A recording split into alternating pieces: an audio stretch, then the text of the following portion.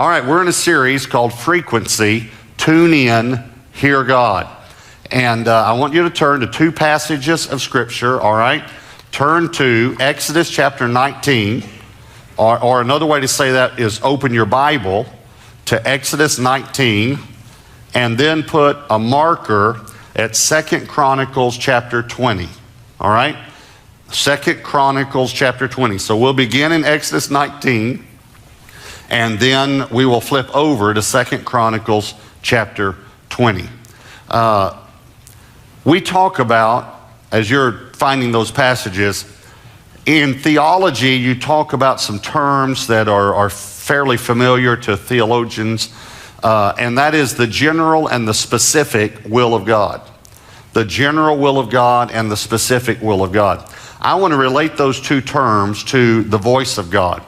The general voice of God and the specific voice of God. The reason I want to do that is because we all want to hear the specific voice of God. When we have a job change, or buying a new home, or an important decision as far as marriage or family or something like that, we need a specific word from God, and we want to hear a specific word from God. And by the way, I believe God wants to speak specific words to us. But my concern is that we're trying to hear specific words from God at different times in our lives without the habit of hearing the general words from God every day. And I think that if we just every 4 or 5 or 6 months or every few years have a big decision and we want God to speak into that part of our lives, yet we're not accustomed with how He speaks, and we're not in a habit of meeting with Him and hearing from Him on a regular basis, I think it's much more difficult to hear those specific words from God when we don't even know how to hear the general words from God. So that's what I want to talk to you about, and it's going to be very, very practical, all right? The title of the message is Value His Voice. Value His voice. Because I believe if we value something, then we will allot time for that. And if I said to you, do you value God's voice? Do you value hearing from God? We would all say yes. But then if I said to you, how much time in your daily schedule have you allotted to hearing God's voice? Many of us would be embarrassed by that question, because we just get so busy, we seem to hope that we have time to do this. So it's going to be very, very practical. This is going to be very practical. We've talked about the why of hearing God. We're going to start talking about the how to hear God, all right? So I have 4 points today. I branched out, and normally have 3, but I'm going to just go for it, see if I can do 4. 4 points. Here's number 1. Set an appointment. Set an appointment. Now, I told you they're very practical. Set an appointment. If you want to hear God, set an appointment with God. All right, Exodus 19, look at verse 10. Exodus chapter 19, verse 10. Then the Lord said to Moses, "Go to the people and consecrate them today and tomorrow, and let them wash their clothes, and let them be ready for the 3rd day. For on the 3rd day, the Lord will come down upon Mount Sinai in the sight of all the people." And notice what he's doing. It's very simple. He's setting an appointment to meet with them. And then if you look down at verse 19, it says, "And when the blast of the trumpet sounded long and became louder and louder, Moses spoke, and God answered him," now watch this, "by voice." See, here's what happened. God said, "I want to speak to the people," and He didn't just say, "Gather everybody, let's get ready." He said, "Get them ready. Let them prepare to hear the word of the Lord." Now, I'm going to make a statement. I hope you're taking notes. I want you to write this statement down. God comes to a prepared atmosphere. When you look through the Bible at the times when people had encounters with God, if you look, there was a preparation before that encounter in many instances. God comes to a prepared atmosphere. Now you just think about how much we prepare around here at Gateway Church to meet with God on the weekends. And think about what would happen if you came one weekend and no one greeted you when you came in. There were no greeters. You went to drop your children off at one of the classes, and there were no teachers at the children's classes. The lights weren't even on. And you came in the sanctuary, and there were no instruments. There was no worship team getting ready. There were no ushers to help you find a seat. There were no bulletins. And I was here, but I wasn't up here, and I didn't have any notes. And we said something like this: well, we just felt like that we'd let the Holy Spirit lead. And really, there are many, many churches that don't put a lot of preparation into the weekend services, and they blame poor preparation on the Holy Spirit. Well, let me just tell you, the Holy Spirit is not that disorganized. The Holy Spirit can speak on Tuesday what he wants to do on Sunday. And yet we can allow for the Holy Spirit to move any way that he wants on the weekend when he gets here. But there has to be some preparation. So if you want to hear God, I'm simply saying to you, prepare. Prepare to hear God. And here's the number one way: set an appointment. If you don't set an appointment to meet with God, now this is going to sound kind of strange, but if you don't set an appointment, you'll miss it. If you don't set, you say, well, how could you miss it if you don't set it? That's the whole point. If you don't set an appointment to meet him, you'll miss him. And here's the amazing thing: we set appointments with people. We set appointments with people we don't even like. And yet we don't set an appointment to meet with God, the most important person we could meet with. Now, let me tell you how to set an appointment. I told you this is going to be very practical, all right? Set a time and a place. Set a time. It's the same way that you set appointments on your iPhone or your BlackBerry or in your calendar. However you do it, you set a time to meet the person and you set a place to meet the person. All right, here's what I want you to do. This week, I want you to set a time and a place. Now, some of you might be wondering, okay, Pastor Robert, I've heard that the best time to meet God is 5 a.m. Well, that's the best time for some people. But not everyone is at his best. And I know some of you at 5 a.m. Here's how you pick a time. Pick the time when you are at your best. If you're at your best in the morning, you're a morning person, set the morning time, all right? Some people I know will meet with God on their lunch hour. They'll take their lunch and they'll just get away to a park bench or somewhere. They'll eat lunch, but then they've got another few minutes to and they'll take their Bible with them and they'll just have some time with the Lord. If you're a parent and you have small children, your best time might be after you get them all in bed after the third spanking. That might be the best time for you. And you say, okay, now I need to meet with God.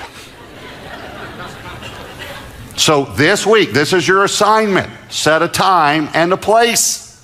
Find a place. For you might need to get out of the house, or you might have a room in the house where you could do it. I know people that meet with God at Starbucks. They just put their earphones in, have their worship music going, have their Bible, and Pastor Tom Lane, our executive senior pastor. Does anyone know where he meets with God? To see how many people know this, McDonald's. You may not know this. Pastor Tom Lane has been customer of the month at McDonald's. I'm so proud. But Pastor Tom has journals, stacks of journals when you go in his office from 30 years of meeting with God. And he just goes to McDonald's. That's where he meets with God. And he just spends time. So set a time and a place wherever what's comfortable for you. But if you don't set an appointment, if you don't set a time and a place, that's how you set an appointment with someone else. If you don't set an appointment, listen, you're missing. It's misappointments. Or let me say it another way, disappointments. Many, many Christians live disappointed lives because they miss appointments with God. And God wants to talk to you. So that's number one. Here's number two. Be still and worship. Be still and worship. By the way, the being still is very, very hard for us. Be still and worship. Let me read you a few scriptures. Psalm 46, verse 10. Be still and know that I am God. This is, by the way, our verse for the month. Maybe you saw that on the announcements a few moments ago. Be still and know that I am God. Exodus 14, verse 13. And Moses said to the people, do not be afraid. Stand still. Stand still and see the salvation of the Lord. Now, go to 2 Chronicles chapter 20. If you have a marker there, 2 Chronicles chapter 20. There are 3 armies that have surrounded Judah and Jerusalem right now. 3 armies have surrounded Judah. They've come against them. 2 Chronicles chapter 20, verse 17. How would you like to hear this word from God? You will not need to fight in this battle. You will not need to fight in this battle. Position yourselves, stand still, and see the salvation of the Lord. And then look down at verse 21. This is talking about the king. And when he had consulted with the people, he appointed those who should sing to the Lord and those who should praise the beauty of holiness as they went out before the army. So they put the singers on the front row before the soldiers. Singers before soldiers. And were saying, praise the Lord, for his mercy endures forever. Now when they began to sing and to praise, watch this, the Lord set ambushes against the people of Ammon, Moab, and Mount Seir. There are the 3 armies who had come against Judah, and they were defeated. For the people, now watch this, for the people of Ammon and Moab stood up against the inhabitants of Mount Seir to utterly kill and destroy them. And when they had made an end of the inhabitants of Seir, they helped to destroy one another. I like that word, helped. They killed each other. They fought among themselves. So when Judah came to a place overlooking the wilderness, they looked toward the multitude, and there were the dead bodies fallen on the earth. No one had escaped. That's a pretty good way to win a war, isn't it? Just tell your musicians, hey, you guys go out first. Y'all just sing and worship God, and God will take care of the rest. Now, listen to me. Every one of us fight battles. Maybe you're fighting a battle in your health, or your marriage, or your family, your finance, your job, your finances right now. Okay, stand still and worship. Stand still. Just get still before God. Yeah, a verse a while ago, Psalm 46:10 says, be still and know that I am the Lord. Now listen, is it possible that sometimes we don't know that he's God in this situation because we don't get still? Before you can know, you have to be still. Just start worshiping. All right, so now this is the way I do it personally. Debbie likes to use her iPhone with worship songs. I personally like to ask the Lord for a song every morning. I like to say, Lord, what song do you want me to sing to you today? And then the Lord will bring a worship song to my mind, and I will sing that song. Now, for me, I sing it I have my eyes closed, and I sing it on the inside. And that's just because if I sing out loud, people cry, animals howl. It's not a pretty sight, all right? So I just sing inside, but I let myself just worship the Lord. It's amazing how I might sing a song we just sang that weekend, or I might sing a song from 30 years ago. It's amazing. And that song just allows me to enter the presence of the Lord. So I just begin to worship God. Again, if you're at McDonald's or Starbucks or somewhere, you can use the little earphones, have your little instrument there, iPod, whatever it is, and just close your eyes and just worship. Now, if you're in Starbucks and you're listening through earphones, it's better not to sing out loud because no one else can hear so anyway, just listen and sing to the Lord. Okay, let me read you one more scripture. Acts 13:2 says, while they were worshiping the Lord and fasting, the Holy Spirit said. Now, I just want you to notice, while they were worshiping, the Holy Spirit spoke. So be still and worship. Here's number 3, pray and read. Pray and read. Now, I'm telling you, this is a structure, and please listen to me. I know that some people are more structured than others, and I've seen structures for times to be able to hear the Lord, and some are a little too rigid for me, and some are a little too loose for me. So I'm giving you a structure, though, that will work for everyone, although you may adjust it a little bit, okay? Pray and read. Just take some time to pray to the Lord and to read his word. Let me read you a few verses. Mark 1:35. Now in the morning, now that's a time, having risen a long while before daylight, he, this is speaking of Jesus, went out and departed to a solitary place. There's a place, and there he prayed. So Jesus set an appointment to meet with his Father. And he set a time, and he set a place, and he went out and he prayed. Psalm 119, verse 147, David said, I rise before the dawning of the morning and cry for help. That would be prayer. I hope in your word. That's the word. So prayer and the word of God. Now, let me tell you what to pray about. All right, it's very, very simple. So you're going to tell me what to pray about? Oh yeah, listen, it's very easy. Pray about whatever's on your heart that day. You don't have to pray about the president that day unless the president's on your heart. You don't have to pray about Gateway Church that day unless Gateway Church is on your heart. Pray about whatever's on your heart. That day, you may have just gotten a phone call from one of your children about something, and that's what's on your heart. That day, you may have just heard something about your job, and that's what's on your heart. Just pray about whatever's on your heart, and just tell God about whatever's on your heart, and then read the Bible somewhere. All right? Now, I've told you the number one question I get asked as a pastor is, Pastor, how do you hear God? And we're talking about that during the series. The number one question I get asked about the Bible and about reading the Bible is where? Where should I read in the Bible? Okay, I'm going to tell you where. Here's my question. Pastor, where should I read in the Bible? You ready? On the inside. That's the best place I've found to read the Bible, all right? Anywhere on the inside is good. You could read a proverb a day. There are 31 proverbs. You read proverbs every month. Many people read, if it's October 3rd, they'll read Proverbs 3. And I think it's good to read maybe one chapter in the Old Testament and maybe one chapter in the New Testament. Or you can read through the Bible in a year. There are reading plans to be able to do this. Now, I know that you might come to a place where it says so-and-so begat so-and-so and so-and-so begat so-and-so. And pretty soon, by the way, you will probably begat tired. But I want to say something to you as your pastor. So I'm saying this in the official role that I have as your pastor. When you come to the begats, I give you permission to skip ahead.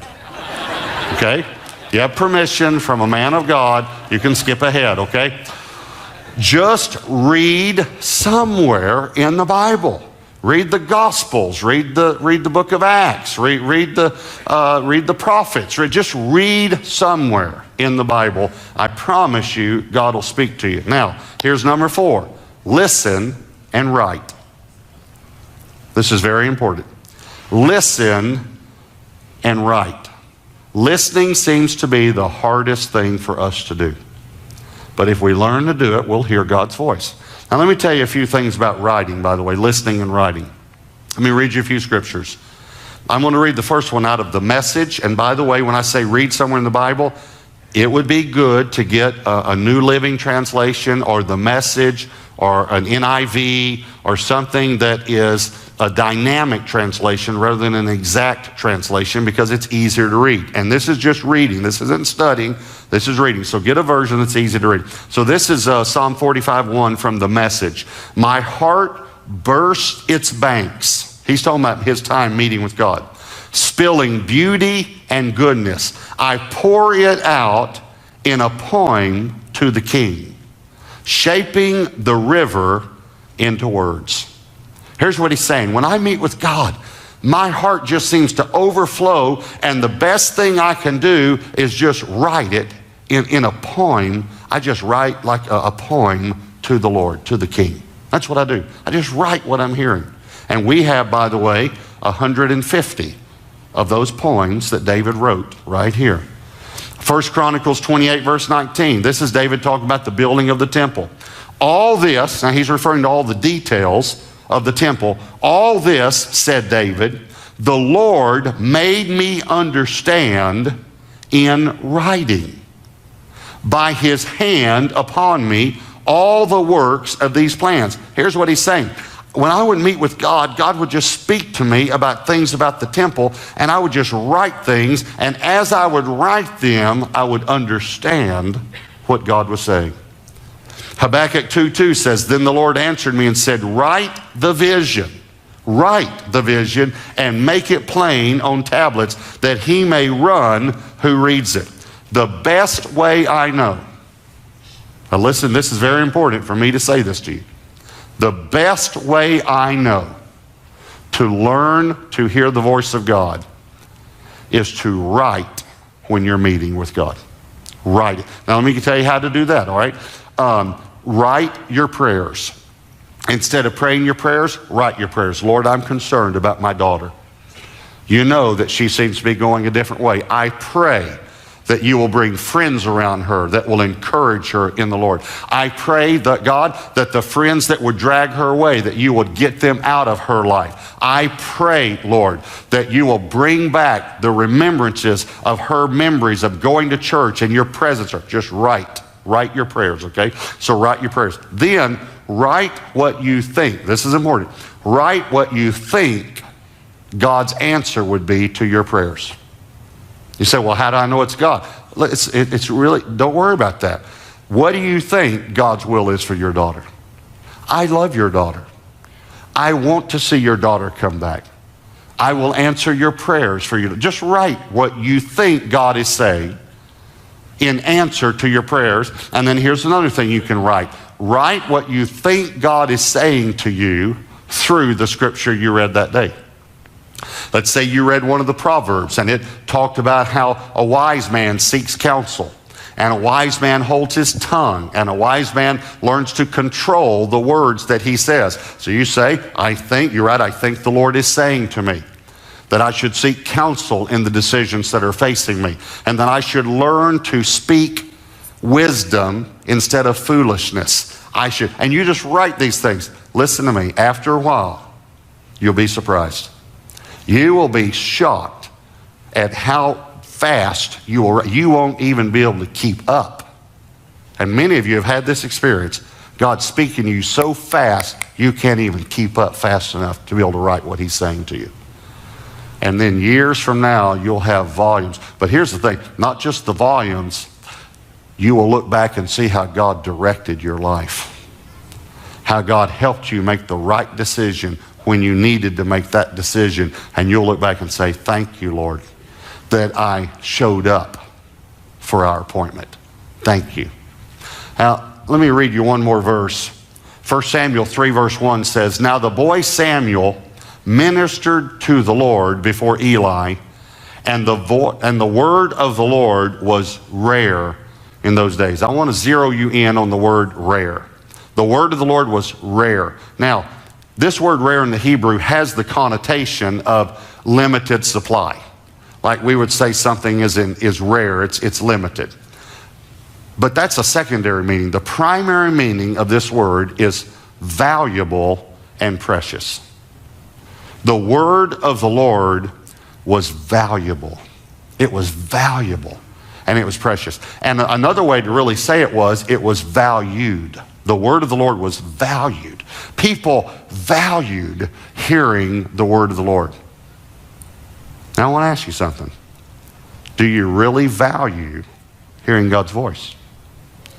I mentioned to you the book a few weeks ago, Whispers by Bill Hybels. I finished the book now. I had just started it and had read about a fourth to a half probably when I recommended it. But I recommended it, even though I had not finished the book, on the basis of Bill, because I know Bill, I know his life, and I know he's a man of integrity. I know he loves God, and he's going to be with us, by the way, at our first conference this year for one of the evening sessions.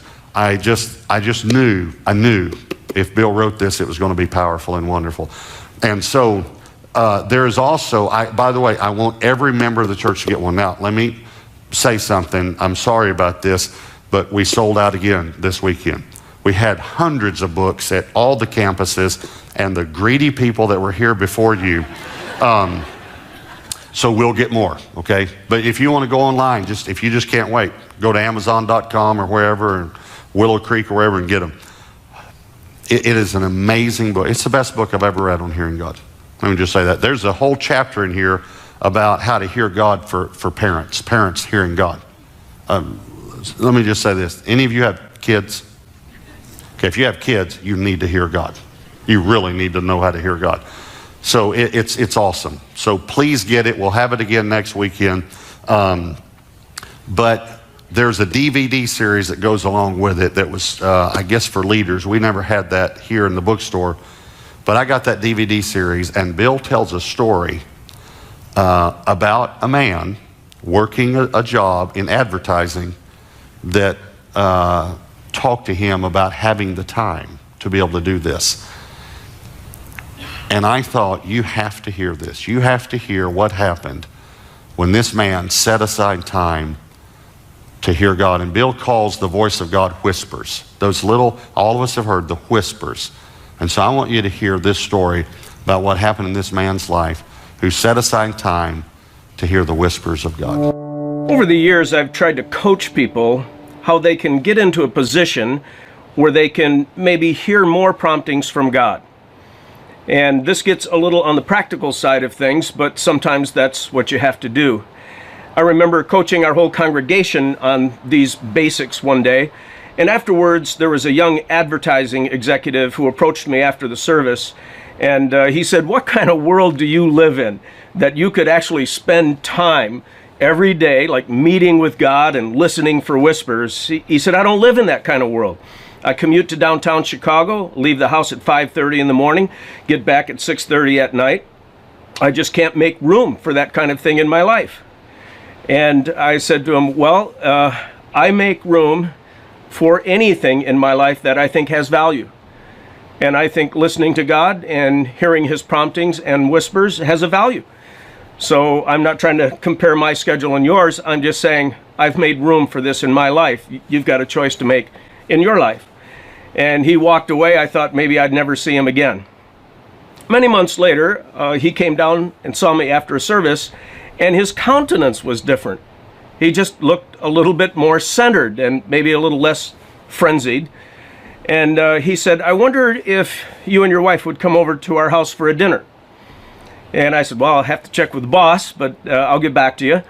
And I did, and they lived in the area. And so Lynn and I went over to their home. And we were having appetizers, and he tugged at my sleeve and he said, "Come see something I've wanted to show you for a long time." And I didn't know what he was going to show me, but he took me to a room that overlooked his back deck, and there was a rocking chair, a really quality rocking chair. He said, "That day you told me that maybe I should, make time to quiet myself before God and read his word and listen to his whispers." He said, I went out and I bought a quality rocking chair. I love rocking chairs.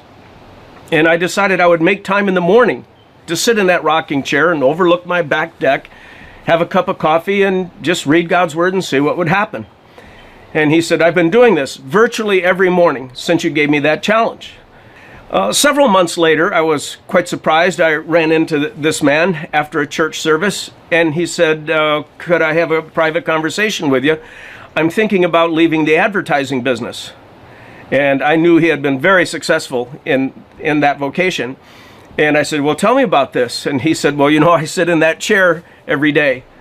And as I've been searching God's word and listening for promptings, I just decided there's something of greater value that I'd like to do with the best hours of my day." And he said, "I'm good at advertising, but God's been prompting me a little bit. Maybe I could help you build Willow." And I said, "Well, no one's getting any salaries around here, and it's very hard work, and we don't know if the church is ever going to really make it. So I can't promise you anything really." And he said, "I've done quite well in advertising. My savings can hold me over for a time."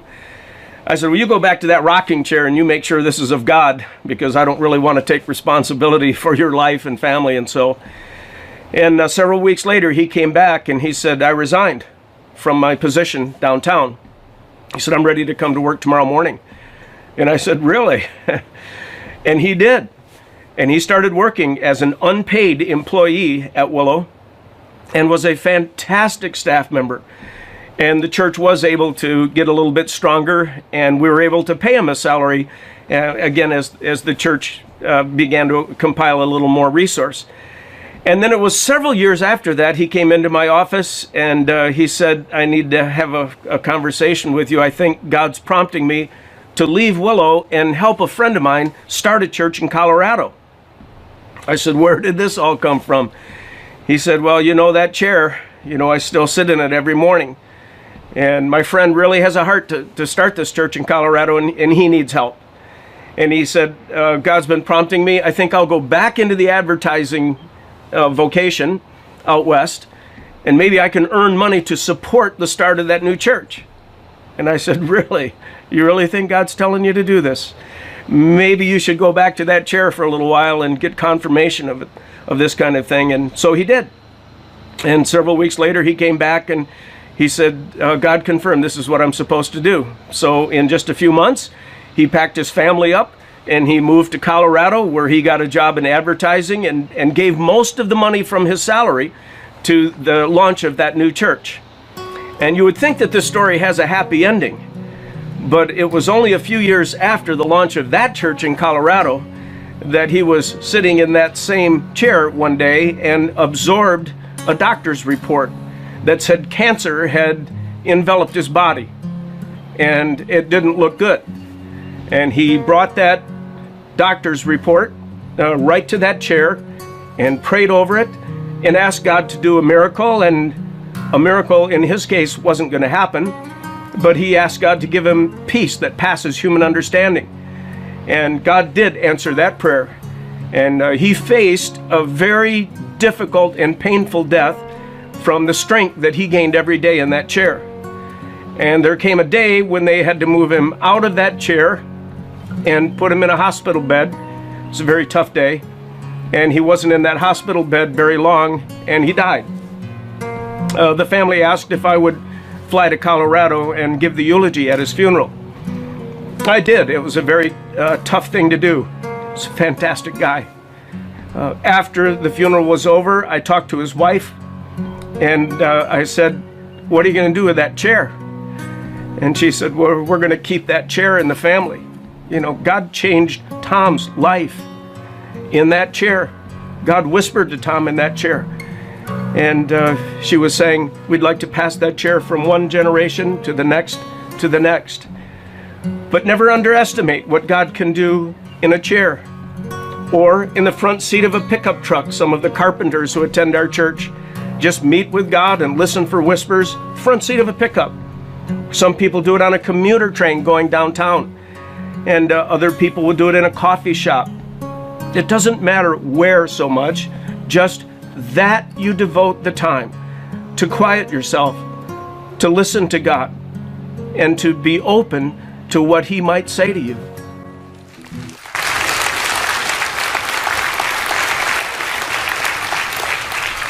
God changed Tom's life in that chair. I don't know if you caught this, but He didn't just change Tom's life. He changed his kids' lives, his grandkids. He changed his whole heritage, because the years that he had still on this earth, he was able to use those years for the kingdom of God, to be able to hear God's voice and obey. And listen to me, God wants to speak to you. God wants to direct your life. You've got to give Him the opportunity, though. Please, give Him the opportunity. This week, set an appointment, pray about it, set a time and a place, quiet yourself and worship, pray and read God's Word, and then listen and write what the Holy Spirit is speaking to you.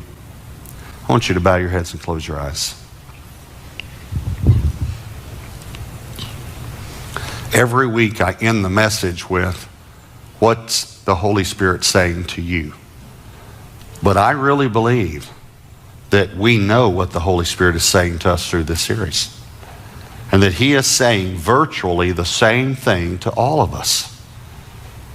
How much do you value my voice? If you really value hearing me, will you give me some time?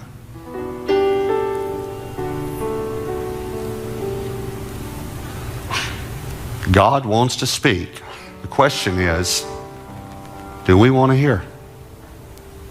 Will we simply set aside some time to listen to the Lord? And I'm asking every person here, every person, to make this commitment.